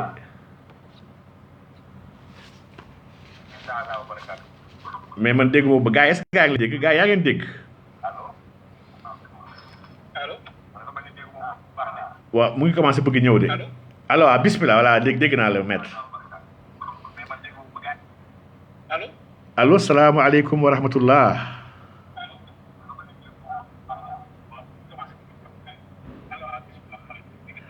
y a un retour ah y a un retour ah macha allah et gars yaa ngi koy dégg mais ñun fii dégguñu la bu baax de c'est un peu faible voilà léegi mu ngi ñëw léegi waaye ñu ngi lay dégg léegi c'est bon. xaaral ma teg sama casque bi ndax man maa dégg xaaral su ma takkee casque bi lay dégg quoi. incha allah ah Cheikh Baye sax nga fi Cheikh. waaw asalaamaaleykum. waaleykum salaam wa rahmatullah. waaw yaa oustaz leer na waaw. léegi c'est bon maa ngi lay déggee rek. ah fii la ëppee. yaa ngi may dégg. waaw léegi c'est bon ñu ngi lay dégg macha allah tafaddal bismillah ya Seydi. waaw maa ngi lay déggee. et li ma kontaan loo mooy éclairage bi nga mujj def léegi nii. moo tax ma ne man du ma ko mujj. li nga ni war nañu xoolaat. yan outils la ñuy jëfandikoo. ngir faire face. à l'envahissement bi nga xam ni. li ko tax a jóg mooy ñi jàpp ni. dafa war a am benn mondialisation boo xam ni à sens unique. te ñun dañu war a nekk rek ay réceptacle. di jël ay pratique ak ay défini yoo xam ni du suñu aada du suñu mbatit du suñu diine. ñu war na ko forcer. effectivement. même su fekkoon sax dem na suñu intérêt suñu forcer rek dañu war a bañ parce que. nit kenn du ko forcer sax lu baax da nga ko war a laaj. wallaahi forcer dafa jeex. dafa am rupture boo indi. boo xam ni bi ma la déggee nga wax ko. dafa dalal sama xel mooy comprendre nga enjeu yi. man nag ñetti pàcc laay joxe ñetti pàcc. macha allah bismillah. culture. information. éducation. culture. information. ak éducation mooy ñetti piliers yi nga xam ne. foofu la ñi bëgg soppi gisin bi taxaw dëgg la ba nga xam ni sooy xeex ak ñoom un stratège du xeex aller dans tous les sens effectivement da ngay perte sa énergie sooy xool médias yi culture su jëlee mais su ma waxee information mooy les médias xool nga ni ñu occupé médias yow gis naa la ngay wax ci affaire Covid bi ak ni muy conditionné nit ñi effectivement ndax yow yàgg nañ ci waxtaan nit lan la jëmm xel ak ruu dëgg la sa jëmm ji dinañ fexe ba sa jëmm ji muy méngoo jëmm ñi nga xam ni dañ koy transformé sa xel bi dinañ fexe ba nga xam ni dinañ ko transformé mooy école amoon na séminaire bu amoon temps yële UNESCO indi ko ak bu UNESCO un boobu nekk si UNESCO mooy à sens unique bi un boobu un bi nekk si UN bi nekk si unique bi moo nekk si UNESCO unique unique un boobu nekk si un boobu ngay gis muy répété wu rek mooy à sens unique bi effectivement c'est le gouvernement mondial effectivement gouvernement mondial mën naa am bonul carrément mais su fekkee baax na tamit ñun war na nu wax ñun la ngeen si xalaat ñun ñu war a gouverner au moins ñun nii yéen su leen gouverner war ngeen am cër bi man loo ma indil te boole joxoo ma cër bëgguma dëgg la dañ may woo fa nuy xalaatee di fa nase di fa tëggee ma mën a toog comme yow nga xam ne léegi li ñuy jukki man naa si d'accord mais soo jukkee pare ni ma ñëw d'accord ale loolu mënu nekk waaw c'est pas affaire waali bii nag dafa am lu mu laal laal na culture laal na information et laal na éducation indirectement mooy waali dafa nekk vitrine dafa nekk vitrine effectivement yow xam nga réfléchiste nga wax mooy jëkkoon na sol t-shirt bi ñu ne tey ko mu génneewaat loolu ñu naan accident la du accident mais période bi ñu ko génnee mooy ban mois la góor jigéen di jël seen def ko Gay Pride juin ak début juillet ma ngo fin juin début juillet Wally toujours ci lay def li muy def ma ngo ànd defar jikko yi su leen Wally attaqué justice day am toujours impact mooy amplificateur bi ñu soxla dinañ ko am dinañ am ampli bi parce que ànd sàmm jikko yi formation yi menacé woon nañ leen effectivement góor jigéen ñi ñëpp menacé woon leen effectivement mais mënuñu loolu am directement léegi prétexte bii rek mooy il faut toujours xalaat stratégie globale bi Wally mën na am victime mën na bay parce que victime la Wally moom ak victime lay nekk effectivement victime mooy il n'a pas compris les enjeux dëgg la xamu ko moom xaalis la xam rek xamul leneen xaalis la xam ak ñi muy wax ay géwél damay wayaan rek damay dee sama géer ak yooyu la nekk moom day wayaan rek wayaan bi nag li muy wayaane nag dafa nekk tooke boo xam ne suñu ko bàyyee fa mu jëm baaxul dëgg la moo tax procès bii nii jàkkaar loolu bu ànd sàmm jikko yi defar jikko yi jàkkaarloo ba mu war a jàkkaarloog ñoom si benn milieu boo xam ne c'est officiel dëgg la mooy le débat va être mené au tribunal argument juridique yi fa la koy indi ndax les francs-maçons les góor jigéen ils ont besoin de cet espace parce que lan mooy objectif bi mooy loi góor jigéen jàll déjà débat bi suñu ko fexee ba forcer nu débat parce que xam nga lan moo am solo te ngeen bàyyi si xel dañuy forcer ay débat effectivement dañu koy forcer dañuy forcer agenda bi mooy agenda bi nga xam ne mooy seen agenda nécessairement débat bi am fa mooy c'est pas un hasard c'est pas un hasard pas du tout léegi est-ce que ñun dañu war a nekk réactionnaire kese malheureusement moo tax bi ma déggee nga ni war nañu intégrer hip hop war nañu intégrer yenn dimension yi daf ma neex parce que imam buy xalaate noonu mooy wane ni imam bi xam na ni jaasi baaka baaxul mën na rey mën na def lu baax mais baaka ak jaasi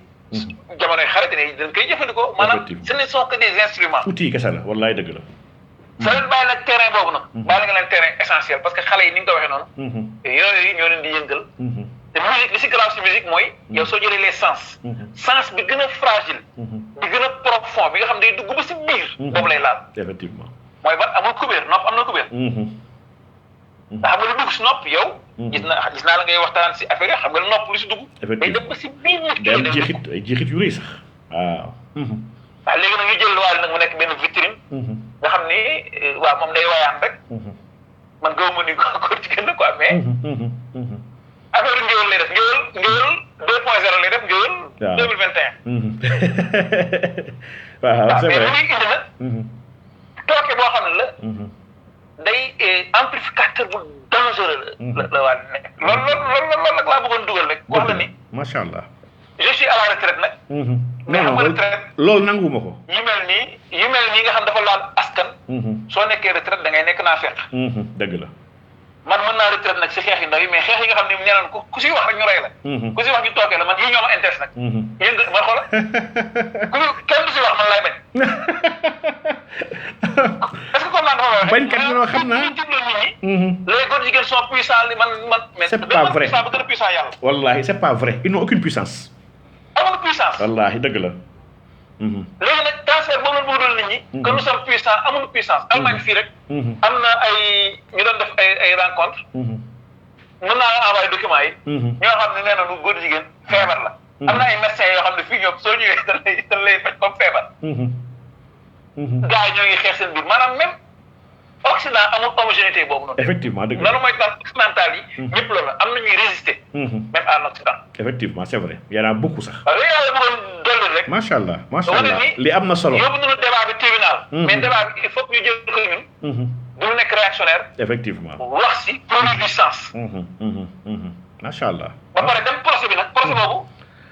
ñun nañ ko soxla tamit parce que il faut que ñu dem on va le préparer bëgg yàlla la dëgg la te tribunal soo duggee day am jurisprudence effectivement dëgg la on va bien travailler loolu laa bëggoon dugg rek macha allah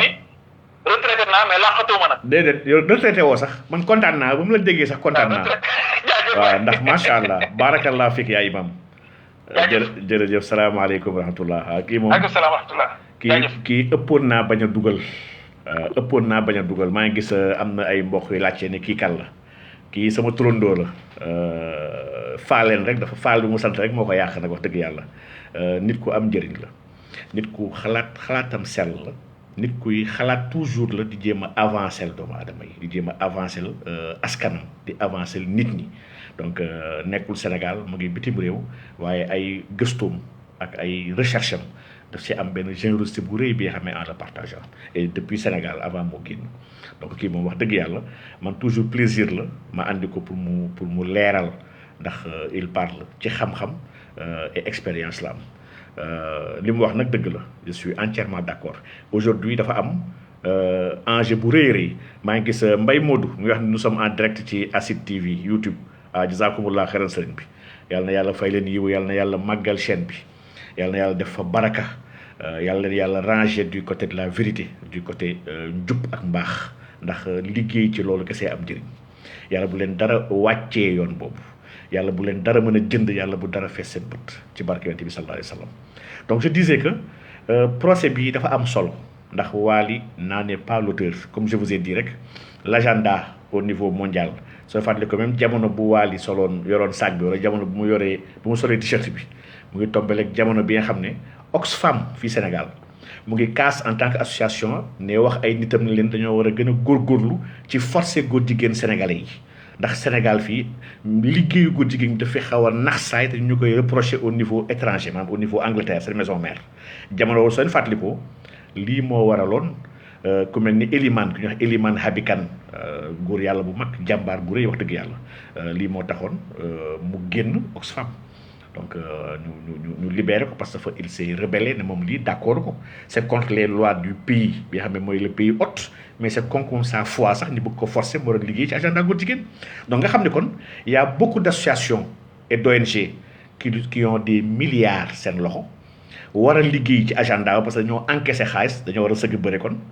il compte ci ay mbër ci ay rappeurs ci ay mbalaxkat ci ay troupe théâtrale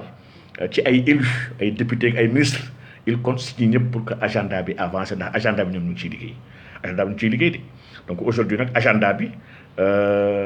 man dama xool gis ni dangay xool lu mel ni Sénégal dëkk bu sérieux dafa am yu baax yi nga xam ne assemblée la war a jaar ñu suy dëkk bi dafa sérieux wul on a une législature depuis 2017 donc ils ont 4 ans on a 4 ans assemblée bi am na ñeenti at semaine bële passé on disait que sur 150 lois yi nga xam ne voté nañ ko 149 yëpp c'est des projets de loi lan mooy projet de loi mooy que exécutif moo ko defar envoyé ko assemblée ñu voté ko maanaam proposition de loi benn proposition de loi moo am maanaam proposition de loi mooy initiative bi ci assemblée la bàyyi ko ci ay parlementaires donc nga xam ne lii grave na benn proposition 149 projets c'est sur 153 te proposition de loi bi yëpp pour changer règlement intérieur assemblée nationale kese la woon donc kon ñun fii problème mu valeur wax dëgg yàlla ñun war nañ ko bàyyi xel bu baax a baax donc aujourd'hui kon lu tax ma ne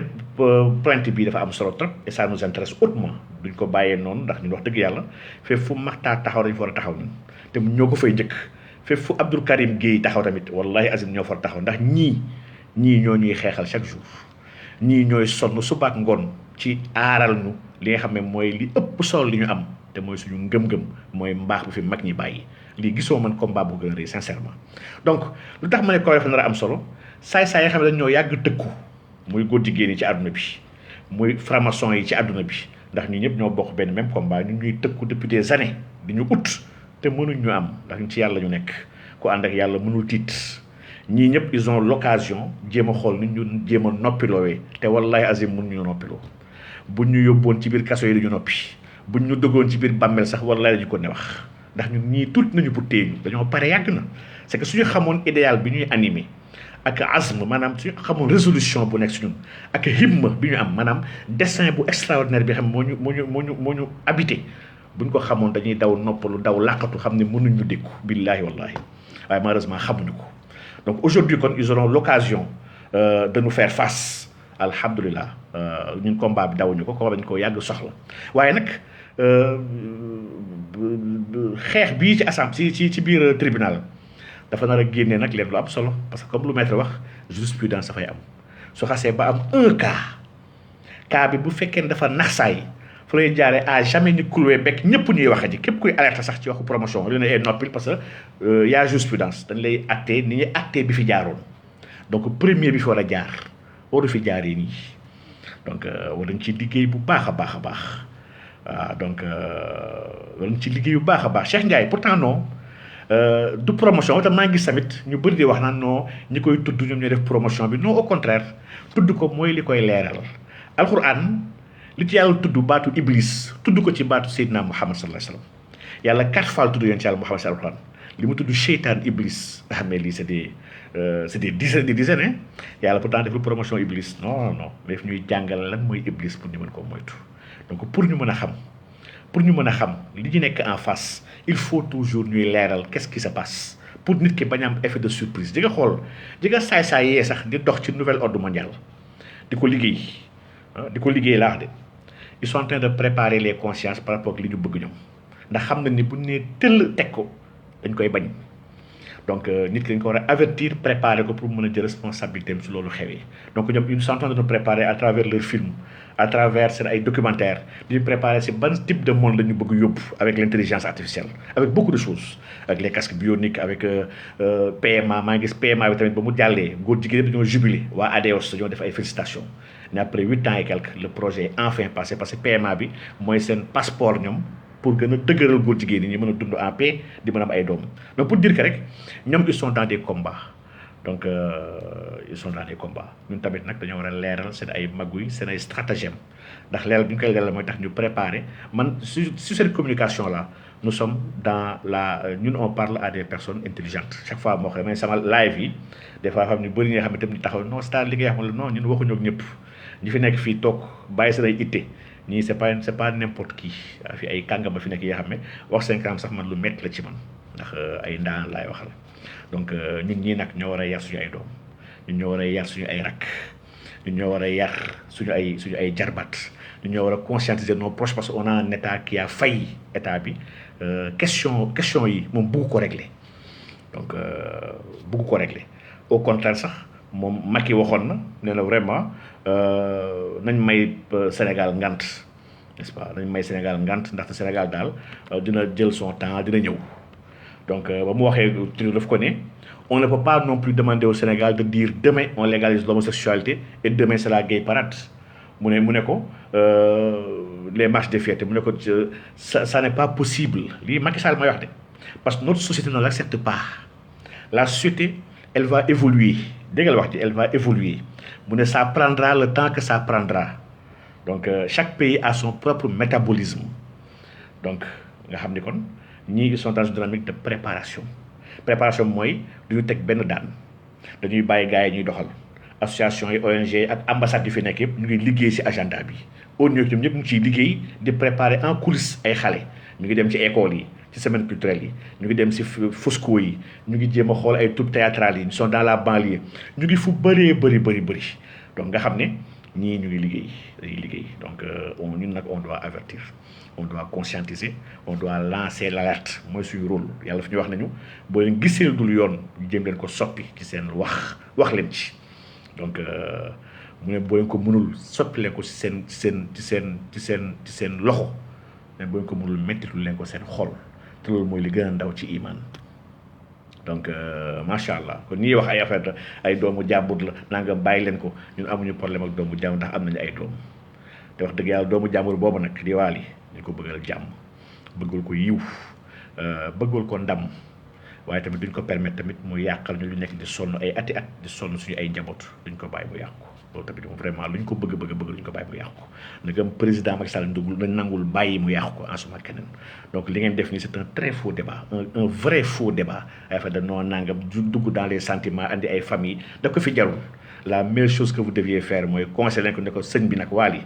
dimbali ñu nag bu ñu teg gàcce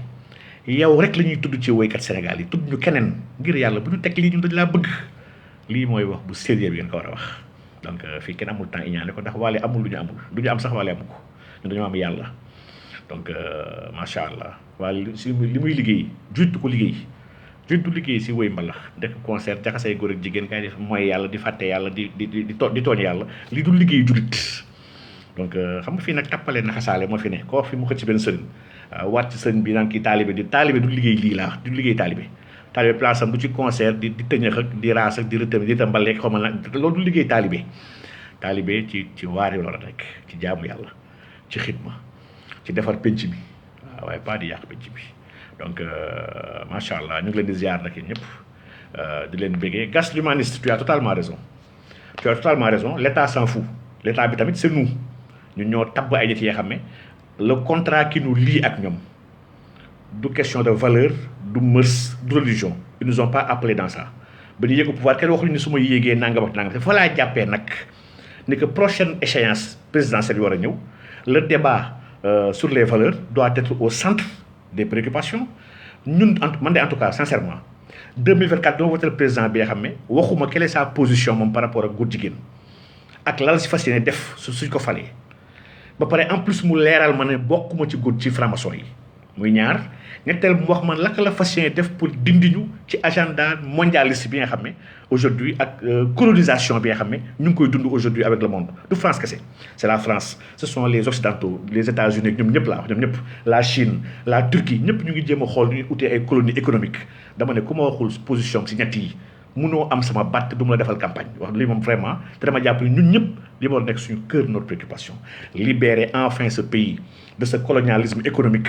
bi nga xam ne mu ngi koy subir depuis des décennies muy benn secondo le travail sur les valeurs dama ne mënuñu ko ne di jouer au malin mënuñu ko ne di nax suñu bopp dañuy wax ne ay jurit la ñu ba pare lépp lu ñu islam jox ñu bëgg ko sànni fële bañ ko jëfandikoo li mënul nekk on peut pas continuer nax suñu bopp ni toujours mënul nekk pendant un temps c'est possible mais tout le temps moom vraiment mënul nekk il est temps ñu toog teg débat carte sur table ma ne l'islam amul lu mu bàyyi on peut pas ignorer l'islam pour régler les problèmes de ce pays il faut ñu assumer suñu responsabilité mais kat attention ñun yàlla li ñu jox anamu lañ si mën a jëfandikoo nous sommes pas nag ci débat wu tuutil yeneen communauté doyadil non ñun la ñu respecter tout le monde islam dafa am benn respect bu extraordinaire bu mu am ci mboolem communauté surtout les chrétiens donc ñun chrétiens yi amuñu ñoom benn problème ñoo bokk mbuus donc même ñu bañ ne yàlla amul sax fekk nekk ñu jéem a yàq ni jaamu yàlla amuñoo ak ñoom problème islam dafa nekk au-dessus de tout ça wax dëgg yàlla islam nag bàyyiwuñu sans solution par rapport au problème que nous sommes en train de vivre dama ne saa yi machine sax téléphone sax boo ko jëndee di nga dem seet ki moom tel ki ko créé ingénieur bi notice bu mu ci def si biir carton bi di nga ko jël consulter ko pour xam nooy jëfandikoo téléphone bi waaye ba yàlla bi créé suufam si créé doomu aadama yi dama ne mun ñu ignorer moom notice am nag mooy la loi divine donc lii moom dama jàpp ni on va y revenir incha allah instant l'heure jotagul mais man dama jàpp ni le débat sur le modèle politique social économique et juridique de ce pays là ci refonte la ñu war dem refonte ndax amaguñu lenn qui nous est propre amaguñ ko donc il nous faut de manière endogène il nous faut l'inventer et le mettre en place. Ñun ñu ngi ciy xalaat instant ñu ngi ciy commencé ñu ngi ciy bind yi ñu ciy bind dina génn incha allah d'ici peu. Quel est le modèle politico-économique de l'islam, quelle est la vision économique de l'islam en matière de fiscalité, en matière de monnaie, en matière de crédit et de banque. Lii moom suñu domaine la bi nga xam ne ñun dañoo jàppale mooy suñu participation ci loolu ñu war tabaxi ji ñeen tam ñu nekk ci yeneen domaine tamit doivent participer ñëpp bu ñu defee cette fusion de ces participations là ñu agrégé ko on aura un modèle qui est bien sénégalais, qui a une base religieuse islamique, qui a pris en compte nos spécificités culturelles suñu démb ak suñu ay maam de deux waaye nag qui est de nous pour nous et par nous waaw de nous pour nous et par nous donc yii suñ ko mënul def ci benn modèle de développement loolu c'est pas un modèle donc loolu c'est un plagiat c'est un piètre plagiat bi nga xam ne qui nous inscrit chez les gueux li ñuy wax les gueux donc que Dieu nous en préserve donc macha allah mais alhamdulilah maa ngi ñaan nag maa ngi woo mboolee mi Sénégalais yi ci taxaw tem bañu distraire leen Wally ab gune la ab xale la bi nga xam ne ci utum xaalis moom la nekk du ñu divertir. Nous sommes dans le combat pour la criminalisation de l'homosexualité dans ce pays-là. Nga bëgg bu baax ngeen bàyyi xel loolu criminalisation góor jigéen te c'est une demande nationale bi nga xam ne ñëpp ko mbokk bëggandoo loolu bu ñu ko xasee ba am nag soo baa nag yenn yu bëri on va le régler. C'est un premier pas rek yeneen a ngi ñëw dafa am lu bëri li nga xam ne Sénégal on a encore rien fait dañoo defagul dara donc il y a trop de choses à faire leen lu ne dafa am étape après étape donc Mouhamed Ndiaye si l'islam dafa am nag benn universalisme dafa am ay principe de base yu mu teg ba pare bàyyi askan bu nekk ne kenn ku nekk doxalal yow sa culture fi lekk weddiwul tawhid rek sa culture baax na yàlla il respecte l'ensemble des cultures yàlla forcé ñu nekk ay naar non te waruñu sax nekk naar ma gisoon pourquoi ñu war nekk naar macha allah yàlla ñu yàlla defal tawfiq incha allah defal ñu jàmm maa ngi jégalu mujjee na gudd sax xaatuma ko dama bëggoon def benn 15 à 30 minutes mais l'essentiel daal du débat macha allah Youssoufa Ka maa ngi lay ziara bu baax a baax wallaay fii la ëppee l'essentiel du débat mooy apporter notre soutien d'abord à Oustaz Makhtar Sarr ak Abdoul Karim Gueye ak mbooleem ñi nga xam ne ñoom la avocat waal yi visé ci campagne xoxotal ak tiital ak bëgg gaa yi noppi ci agenda góor jigéen bi te duñ ci noppi incha allah muy benn ñaareel ba assumer ne man Wally yow promoteur góor jigéen nga fi Sénégal te man ci collectif LGBTIIKQQAAP yaa ngi ci biir yow tu es un allié donc ma comment je vais plus loin que ñoom Matar la ñuy wax maa ngi xaar nag ma tam plainte incha allah parce que plainte nag dëgg yàlla te xam naa du ma ko jot donc voilà donc nous sommes dëgg ji nga dëgg moo njëkk te moo mujj donc lu waay di def it ak lu waay di wax it tamit na ko teg ci dëgg kese fi lekk yaa ngi ko teg ci dëgg boole woo ci nafs yàlla mooy sa kaaraange te yàlla moo lay aar bu ñu demee nag ba jamono bi nga xam ne suñu nafs commence na dugg ci li ñuy wax ñun man soo baa naa bàyyi xam ne je serai en danger instant yii fi lekk nag sama nafs dugg ci je suis pas du tout en danger au contraire maa gën a garanti ku ne loolu ma bëgg tamit gars yi comprendre bu baax a baax ci état bi ñu nekk fi lekk moom la rek lépp pour moom la gisuñ suñu bopp moom mooy doxal te mooy jëf bu ñu demee ba dugal suñu bopp nag wala commencé si jàpp dañoo garaawul di garaawlu soo baa moom dina toog si tànn nag te buñ si tànnee dina ñaaw de yàlla ñu yàlla musal ci gis suñu bopp ci li ñu ne yàlla ñu ci yàlla musal ci biiru ana yàlla bu ñu dal incha allah rabbi donc yàlla ñuy sax di nekk ci yàlla waaw yàlla ñuy yëg yàlla ñuy dund yàlla bu ñu xam leen wala keneen ku dul yàlla bu ñu gis dul yàlla bu ñu yëg leen dul yàlla bu ñu am tamit leen dul yàlla waaw yàlla rek fi ne wallaahi yàlla fi yàlla kese fi ne donc leneen néew fi gars yi sax neen lu dul yàlla neen la gars yi ñu ngi koy wax waaye dégguñu wax bi waaw ñun dañ koy fësal di ko dëggalaat encore damay lu dul yàlla neen la yàlla rek fi ne donc kontaan naa bu baax ci jotaay bi di remercier ñëpp di leen balu àq di baal àq ñëpp toujours c'est un plaisir wax dëgg yàlla mbégte la jàkkaarloo ak yéen waxtaan ñun nous sommes devenus une famille waa daayira bi donc waa daayira bi maa ngi leen di ziar waa daayira YouTube am na ñoo xam ne YouTube instant ñu ngi nelaw foofu ñoom tam instant mais xam naa suba la ñuy gis ñoom live yi di si jaajëfal ñëpp commençant Aïcha soxna Aïcha ndeysaan la grande daanaan sama coach donc moom ci live yi si am taxawaay bu jéggi dayoo macha allah ak la grande Mado Linguère ndeysaan moom mooy dugal live YouTube chaîne YouTube bi chaîne am la mais ku am pastif la ku bëgg lu baax la ku bëgg dëgg la donc ñi ñëpp nga xam ne ñu ngi siy sonn kenn fayu leen kenn joxu leen dara ñu ciy sonn pour yeewi doomu aadama yi pour libérer nit ñi pour partager dëgg ñun amuñ seen fay donc yàlla leen yàlla fay yiw yàlla leen yàlla barkeel maa ngi gis ñoom Mamadou Diagne Ismaïla Is Donde Is maa ngi lay ziar bu baax di la béggee tamit donc Ablaye Li barakallahu fikum donc Al Bachir maa ngi gis sànq oustaz Bachir Tour sax maa ngi gisam tamit moom tamit jàmbaar dëgg la gaynde diine gi la mu ngi xeex toujours si diine gi Ibrahima Ba Ibrahima maa ngi lay ziar bu baax et Ibou Koumba doyen maa ngi lay ziar bu baax di la béggee donc di leen jéggaluwaat suba dafa am benn conférence bi ñu war a def ak waa Suluk ñoom Alpha Kourma donc demain incha allah fa nar a début ji fas yéene waxtaan ci le rêve en islam donc lan mooy xaqiqa wu gént quelle est l'interprétation et la compréhension du rêve en islam mu nar a nekk base suñu communication pour ñu mën a partager un peu lu ñu xawoon liggéey ci wàllu herméneutique du rêve xam ne livre boobu tam génn depuis début d'année te macha allah sama gars yi bëri fi ils ont déjà lu ñoom papier ak ñëpp ils m'ont fait des retours macha allah et Papis Khoule Papis Khoule maa ngi lay delloo ziar nam naa lool yow après fu ñu déggante donc macha allah xam naa suba fañ nar a nekk bi iznillahi wa quwwatihi donc ngeen bu leen ñu fàtt si ñaan ñu leen wax naan tamit bu leen fàtt tamit gën a am taxawaay ndax suñu sàgganee ba suñu gaynde yi ñu seetaan ñu fàggaagal leen nañ dem ba jamono bi nga xam ne bukki yi nañ ñëw di lekk suñu xareeg suñu bëy yi te xareeg bëy yi mooy suñu njaboot yi mooy xale yi am nañ nag ay gaynde yoo xam ne ñu ngi taxaw di xeex pour ñun nañ leen dooleel nañ leen dëgëral nañ leen toppatoo oustaz Makhtar Sarr Abdoul Karim Gueye ñii ñëpp ci suñu gaynde yooyu ñu bokk da leen war a sàmm da leen war a sakkanal da leen war a protéger ba bañ ñu fàggaagal leen ndax bu leen fàggaagalee ñun ñi ñëpp ñooy ñàkk donc yàlla na leen yàlla dëgëral yàlla leen yàlla sàmm lépp lu ñu enduré dañ koy àndandoog ñoom ndax ñun ñooy ko teg lépp lu ñu waxit ñun lañ ko waxal on partage seen ay wax te ñun bokk ñoo politiciens naan ku ma jàpp di nga jàppale ñun duñ leen sax setaan di leen jàpp dañ ko dul setaan wax dëgg yàlla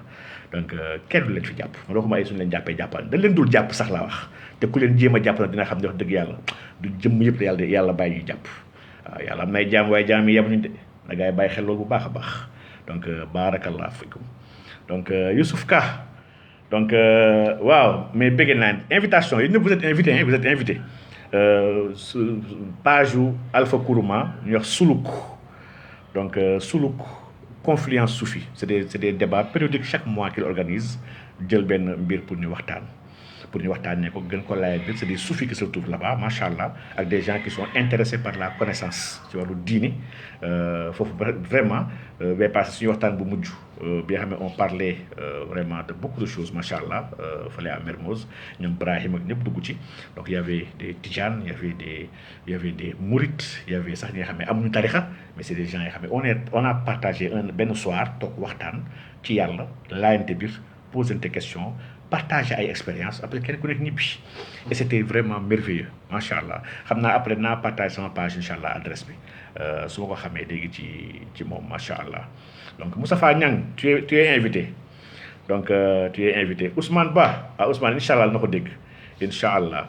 donc Ibrahima Ba waa gént yi dafa bëri ay dóorkat fi ci dëkk yi ba nga xam ne moo tax sax ma gën a bind livre boobu ndax dama gis ay paa yu am ñu ñeme yàlla waaw di expliquer ay affaires yi xam ne amul fenn amul macha allah revenant ziar naa la Hamid Sibi waaye ñëpp maa ngi di ziar Mouhamadou Sadio Ka Ndiaye les bleus bleu sax baat bi sax di nga franc-maçon yi ñoo ko créé les loges bleues mooy la première loge bi nga xam ne qui contient les 3 premiers grades le grade apprenti compagnon et le grade maître le premier maître lii mooy la loge bleue. Après la loge ñëw rouge après moom les 2 grandes loges yi xam la loge noire la loge blanche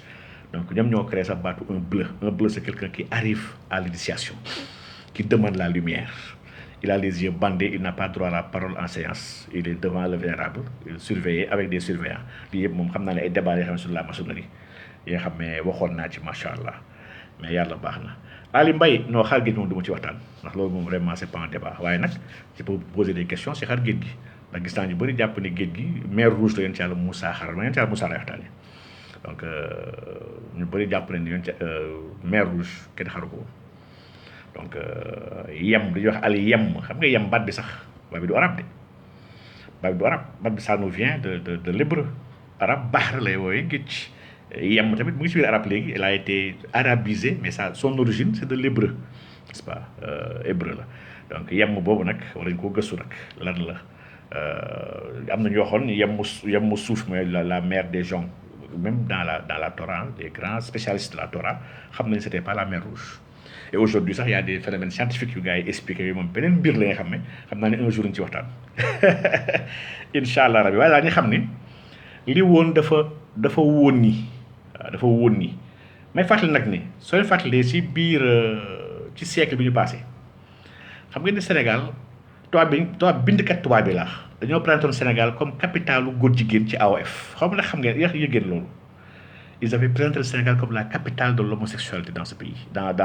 l'AOF. Ce qui est grave. Mangis et étude Michael Davidson, qui a fait deux séjours au Sénégal, en 1949 et en 1958. Mais travaux, même si nous avons fait Gaudigeni, di wane Gaudigen ci lu nek, Gaudigen ñu mel au Sénégal, mais lu extraordinaire. Gaudigen y a une histoire de. Xam ne lu baax a baax donc Michael Lewis même Michael Lewis a fait des travaux anthropologiques di wane góor jigéen nan ñooy góor jigéen Sénégal histoire góor jigéen il était là-bas ci année 30 yi n'est-ce pas c'est en 1931 donc macha allah donc yàlla na yàlla defal tawfiix waaye nag alhamdulilah la conscience actuelle ak le niveau d'engagement actuel dafa dàq loolu yëpp aujourd'hui gars yi nangu ñu góor jigéen buggu ñu góor jigéen te toléré wu ñu góor jigéen te dafa am solo trop donc yàlla ñu yàlla defal yiw yàlla yokkuñ sutura wax dëgg xam naa ne gars yi dañ pareeguñu waaye nag foog ma daw ndax ñu waroon def vraiment mat na nañ dem préparer léegi conférence suba bi semaine bi incha allah après ñu ñëw yeggali suñu live yi aaxiru zaman war nañu ko yeggali incha allah ak su yeneen thème bëgg naa sax def benn thème boobu wax dëgg yàlla sur la néocolonisation après discours Sonko discours daf maa neex trop c'est un discours très engagé que dama ko adoré j'ai adoré ce discours là et wax dëgg yàlla dafa manqué ci homme politique yi bëgg naa ko gën a yaatal ñu mën a comprendre aujourd'hui comment s'opère ce néocolonialisme là naka la ñu tënkee ak naka la ñu war a libérer loolu pour jéem a def benn genre esquisse de réflexion pour des solutions donc incha allah rabbi donc un travail que je vais axer uniquement sur l'économie fa laa ko nar a xoolee ak sur la géopolitique après nag ñeent tamit nañ mottali ndax ñu ñëpp on doit se compléter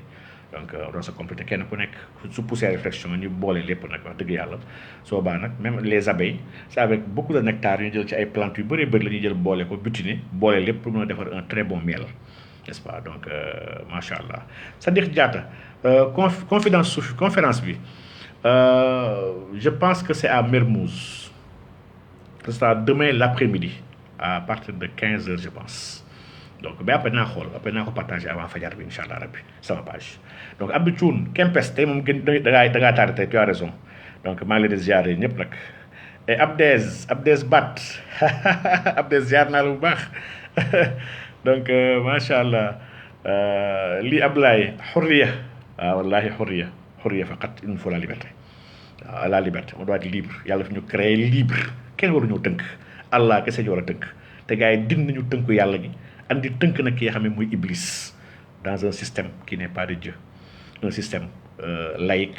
maçonnique injuste qui s'appelle la République qui organise ni ñuy sàccee le pouvoir par benn clique bu ndaw bi nga xam ne ñu jël en otage yàlla nekkul lii la nam moon ci ñun yàlla nam loolu ci ñun yàlla vraiment il nous a donné yàlla bàyyiwuñu rek il nous a donné un modèle yàlla bàyyiwuñu nii and ñu si kaw suuf rek bàyyiwuñu nii comme ça dire yàlla defal loolu wax dëgg yàlla ñu yàlla defal tawfeex ma ñu dégg ak topp ba sunna yi nga xam ne sunna yi ñu bàyyi ak sunna yi ñu sàggane